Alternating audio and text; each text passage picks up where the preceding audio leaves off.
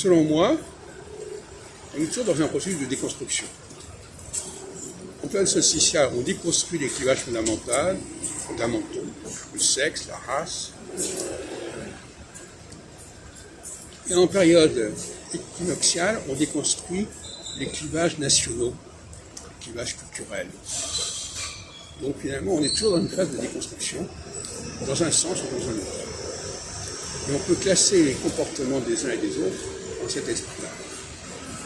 Il y a des gens qui sont engagés dans un processus de déconstruction des clivages essentialistes, des clivages anatomiques certainement, des clivages biologiques, des clivages naturels, et d'autres qui sont engagés comme moi, plutôt dans la déconstruction, le syncrétisme, des constructions linguistiques, des constructions nationales, plus ou moins arbitraires et aléatoires. Et il y a une guerre entre ces deux courants, entre ces deux parties, qui va très loin, et dont l'astrologie, justement, nous permet de comprendre l'alternance et les enjeux. L'astrologie, c'est la science de cette alternance des deux déconstructions qui sont engagées dans une sorte de duel à mort, en fait.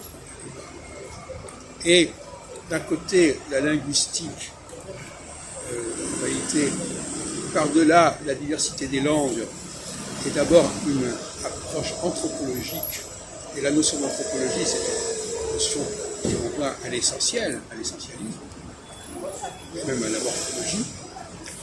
Et de l'autre côté, il y a la philosophie, et une certaine façon d'appréhender la science, qui sert à déconstruire les structures fondamentales de la société, dont la linguistique nous renvoie.